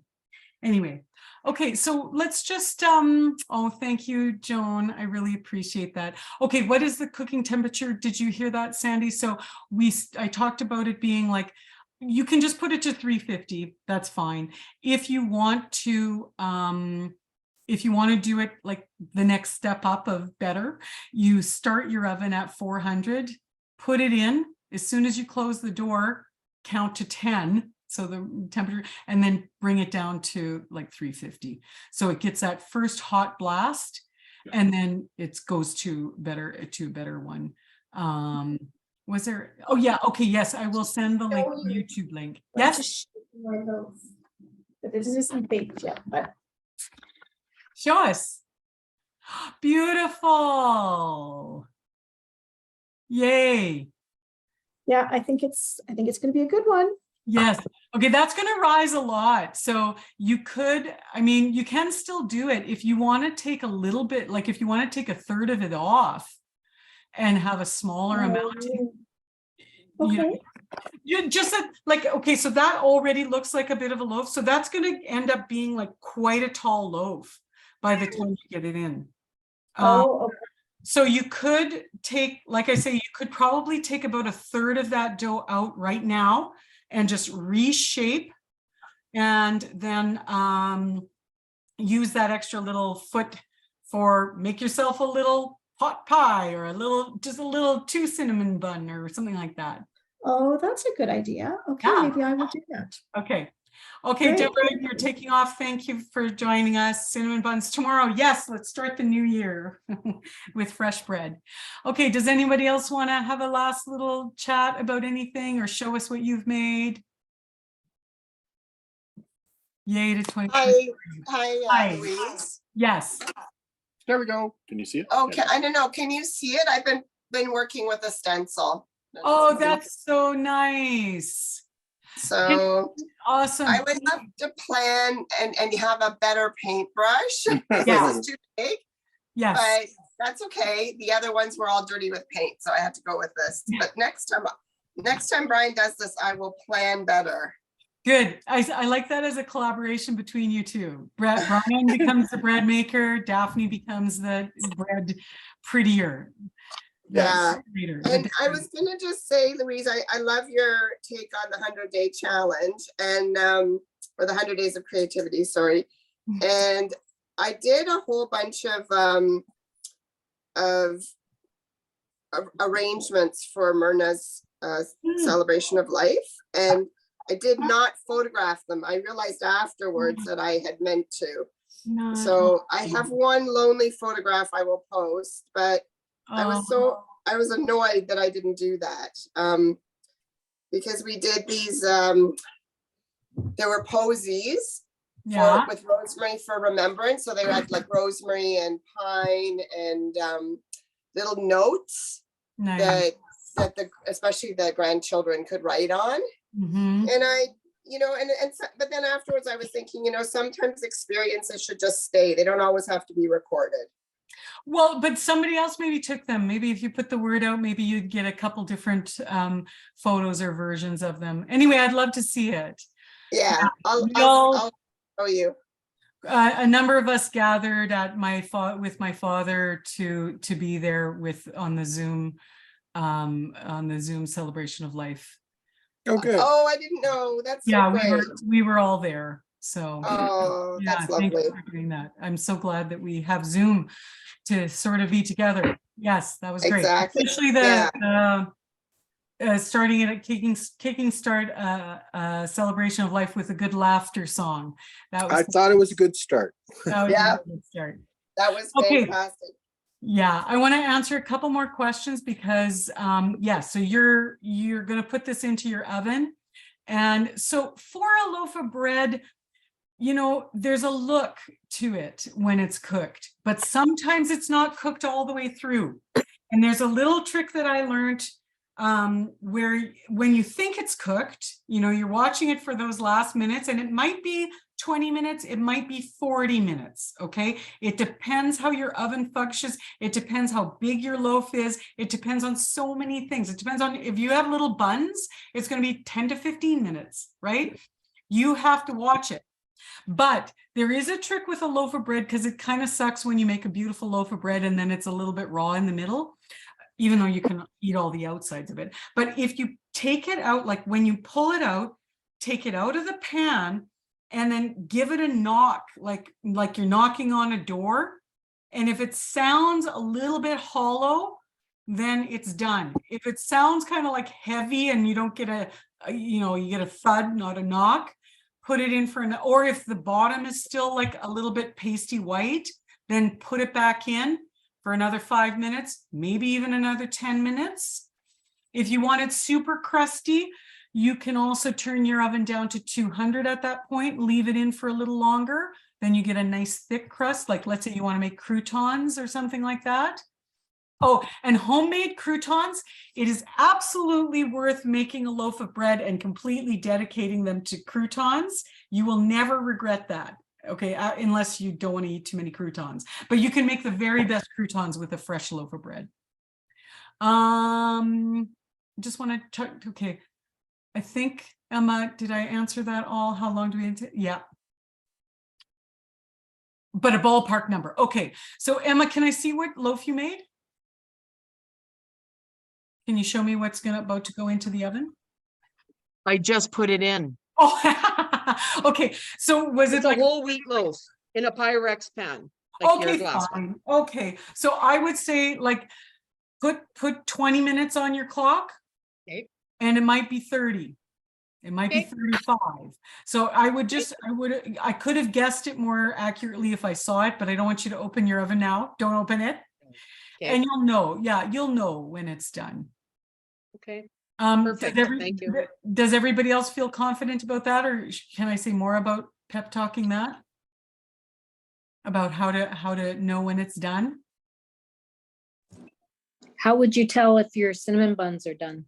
Oh, okay, perfect. Because it's like, okay, and that's kind of like, do you like a crusty cinnamon bun or do you like a really soft cinnamon bun? And that's a question of about an extra 5 minutes of baking. Okay, so when you open it up and look at it and you see that all the tops have kind of browned up, and you can even just lightly touch it, don't burn yourself, but touch it with your fingers. It's what that core of the cinnamon bun is. So these ones are going to take about 10 to 12 minutes. This one, because actually you have to assume this one is more like an actual full loaf of bread. This I'm baking like a loaf of bread. This one's going to be like 35 minutes because it has to cook all the way through and I don't want any raw parts. So yeah, that's about how it is. But a smaller loaf of bread, I would put it on for 15 minutes. A larger loaf of bread, 20, 25 minutes, and then keep checking. But that's part of the getting used to making it. So I heartily encourage you all to make another loaf within 1 week, if you can, because you will remember it better. And it will be like, you'll start, if you can make one loaf of bread a week, you'll just continue to just speed up your time, and you'll get it kind of into your schedule, and it can become like a regular, okay, I'm going to make bread every Sunday morning. I'm going to make bread every Friday night, whatever that time is that works for you. And then you'll have it. You'll have it in your routine. All right. So would anyone else like to say any last moment words? I'd just like to say thank you so much for this workshop. It's been very interesting, and now I'm gonna think about what I'm gonna do about bread. Right on. Lots of ideas, so I have to think about it. Yeah, well, you Thank- you can all unmute quickly and just say a quick goodbye. And I will see whoever of you would like to join me on my next workshop. And I've got a whole bunch lined up, just like this, kind of informal, free things that I'm doing anyway, just to make it a little bit easier to connect with people. I just Thanks want to so wish much, everybody Louise. a Happy New Year. Yeah, thank you. Happy New Year. Happy New Year to Happy you New all. Year. Happy New Year. Lovely to see you guys. Yeah. Great so- to spend today with you, Louise. It Yeah, was, you it was too. lovely. You too, It was Daphne. worth every penny, Louise. Ah. Thank Says you the so Lord. much for your time. This has been fantastic. Really, You're really welcome. good. Awesome. Yeah. Thank you for joining me. Really Thank nice you. to Very inspiring. Happy New Year. see you. Yay. Happy New Year, everyone. Happy New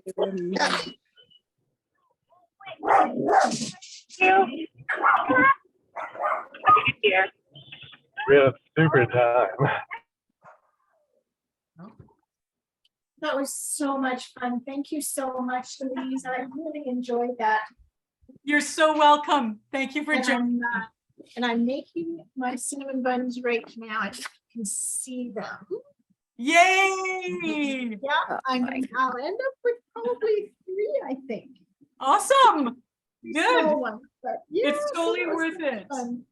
And you know what? It brings me closer to my mom. So thank you very much. You're so welcome. Thank you for, oh, that's another thing you could do. You could have put like a few slices of apple in there too. Like you could make kind of like an apple roll up. Anyway. Oh my gosh, I've got time to do that. That's wonderful. Oh, Last cool. little thing. Get one last little Yes, thing. well, and you know what? Adding a teeny bit of nutrition too, so that's great. Yeah. Absolutely. Okay, Okay, thanks so Take much. care. Take Yep. care. Bye-bye. Bye. Where do we find out about your other workshops that you've got? Oh, okay. So if you go to aurorafarm.ca, the website, our main website, and I think is it right at the bottom? Yeah, at the bottom, there's a little pop-up saying to join our newsletter, and Can you that's hear usually that? what we send them out. Yeah, I can hear it. Yeah, okay, because I'm looking right now and all I really see is like the cheese and crackers and then the things with the goats, which Yeah, wouldn't these work kind for of me, like but new ones. We've been doing them a little bit last minute, deciding to do them. So Okay. we will make a page on there too, once we get a better Okay. schedule, but the newsletter and social media is the best way to Yeah. okay. info. If Oh, you I sign just- up, yeah, if you sign up for that newsletter, you'll get it for sure. Because like Okay. post it on social media, but you know how sometimes you don't see things on social media? Yeah. So we always encourage people just be on our mailing list. Those are the first priority people that get to know what we're doing. Okay. Well, this has just been amazing. I so appreciate your time and Yeah. effort on this, and I'm really looking forward to trying it out. Awesome. Okay, Okay. bye-bye. Take care. Bye-bye. Awesome.